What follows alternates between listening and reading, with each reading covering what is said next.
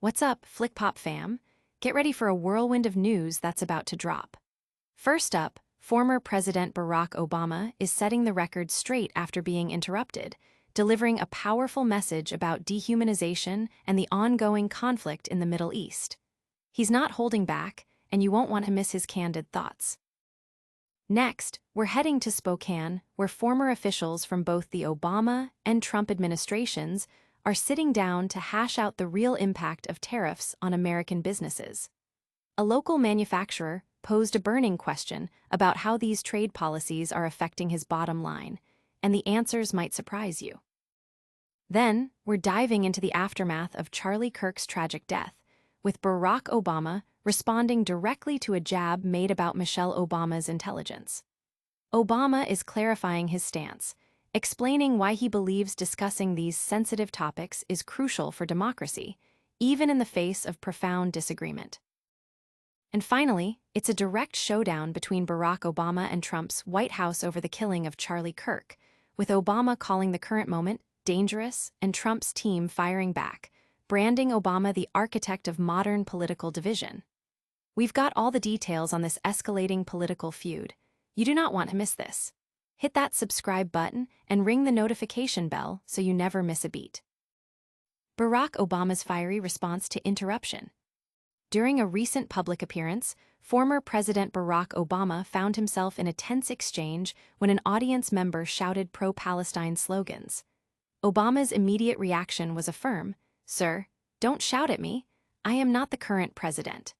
He further elaborated that shouting at him about foreign policy was pointless as he is no longer in charge. Speaking at the Jefferson Educational Society's Global Summit, Obama addressed the complexities of the Israel-Palestine conflict, describing the mindset behind it as a zero-sum game where people fail to see each other's humanity. He drew parallels to the October 7th attacks and the subsequent situation in Gaza, emphasizing that dehumanization leads to terrible outcomes.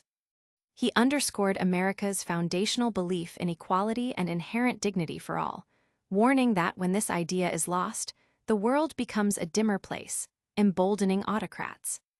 The news comes amid escalating conflict, with Israeli forces advancing into Gaza City and communication blackouts hindering rescue efforts.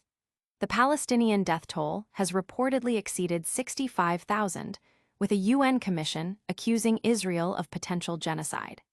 This situation highlights the critical global implications of the mindset Obama described. Stay with us, because the debate over America's trade future is just heating up. Next, we'll hear from former Obama and Trump officials on the real cost of tariffs. Trade wars and tariff pains, Obama versus Trump officials weigh in. A businessman in Spokane voiced a critical question to former trade representatives from the Obama and Trump administrations. How are tariffs actually helping American manufacturers? Nathaniel Dick of TigerStop explained that his costs for electronics have doubled, and despite tariffs on aluminum and steel, his raw material expenses have surged significantly.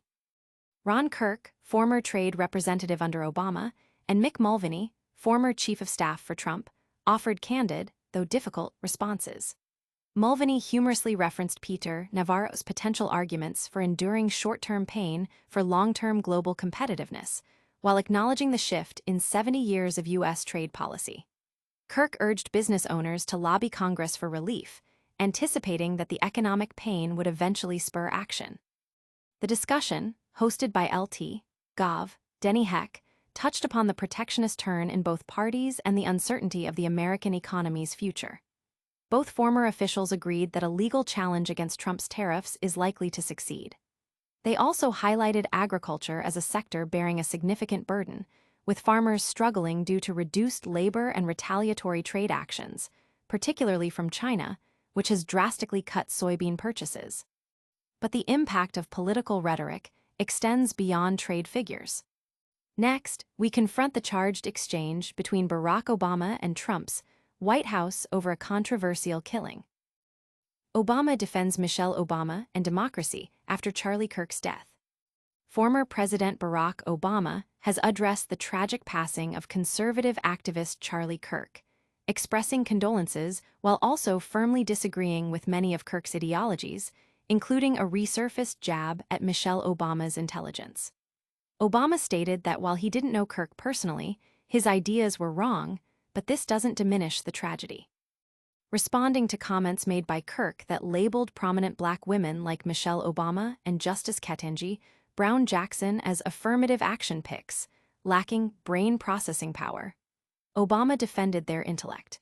He argued that discussing such deeply problematic views, like questioning the Civil Rights Act, is not politicizing a tragedy, but rather making an observation about the nation's identity.